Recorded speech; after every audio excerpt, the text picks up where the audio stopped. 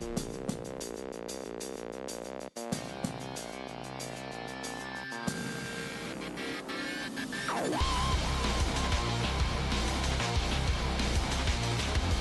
guys, John from the BusyCast here. This is a showcase video for Darran's Eldar army. There's a battle report which also covers his army against my Ravenwing.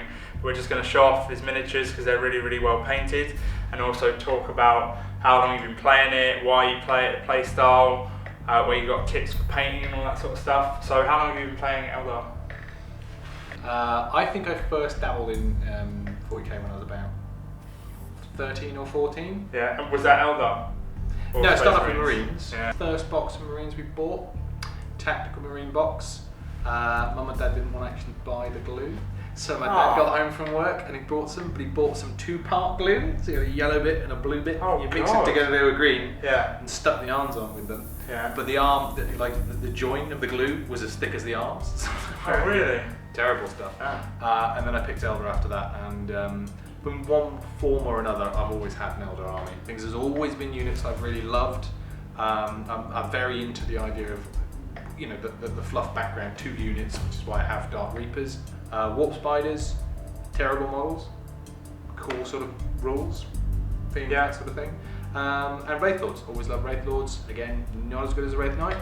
But I just love the models, and that's where I take them. How did you get good at painting? Because the level of detail, is it just time? Is it, how do you learn techniques? You said you've used Games Workshop guides a lot in the past, like the books. Did you buy the books? Yeah, I think it's a combination of a lot of things. It's not just simply going, oh, okay, I learned just from books, because I didn't learn just from books. Right. Or saying I learned from observing other people, or having someone sit with me. It wasn't just that. Yeah. Or watching video tutorials. Again, it wasn't just that. All a mix of different things. And I think the one thing that moved it forward the most for me was looking at an army and going, I want an army to look good.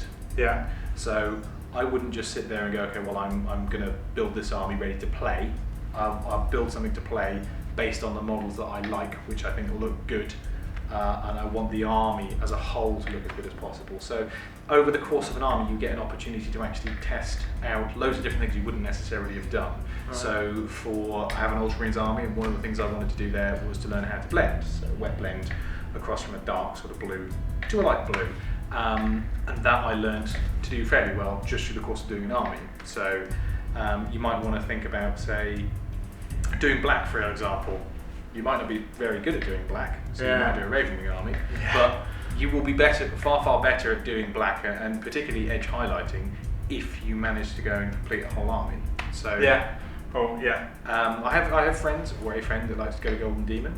It's very good. So having a group of people, or knowing at least one other person who's, you know, better than you at it and is passionate about the painting, you can always go to someone for advice. And there's always somebody who will try every product on the market and then tell you what it's like, and fortunately mine's one of them.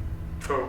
I suppose if you don't have access to that kind of person, obviously you're quite lucky in knowing something like that, then YouTube videos, I suppose, are kind of useful as a coach, kind of. I think Games Workshop's done a fantastic job recently. Yeah. In the last couple of years, the guy who does the online stuff for Warhammer.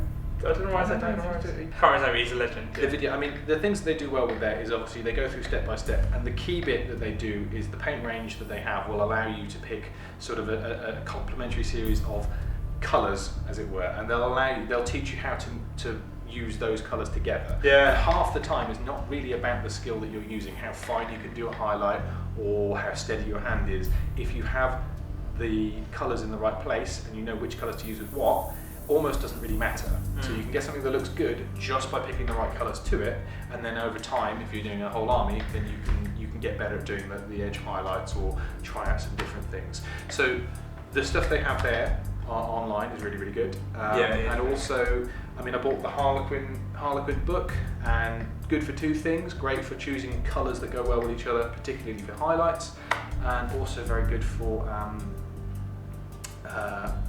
just telling you how to sort of do intricate patterns. And what do you think about the play style of Eldar? How do you think they play and feel what do you think of their strengths and weaknesses from a game perspective? Obviously for mobility, great.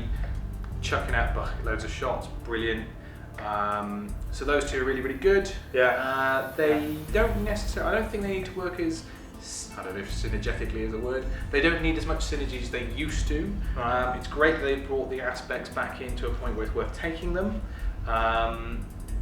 But their big downside, particularly for me that I'm playing against your Grey Knights, is that they really struggle against anything that has some sort of alpha strike. Yeah. Because they're quite weak, I suppose. Well, it could just be the models in my collection. Yeah. I suppose there are a few models that are ridiculously tough now, like for example the Wraith Knight. He's quite tough, he's fairly resilient, quite difficult to take down. Resilient, good firepower, yeah. And mobility, so brilliant. Games Workshop. Redo the fucking warp spiders. Cool, nice one. Cheers guys, if you can like, comment and subscribe, that would be awesome. Hope you come back and check out more videos. Cheers, bye bye.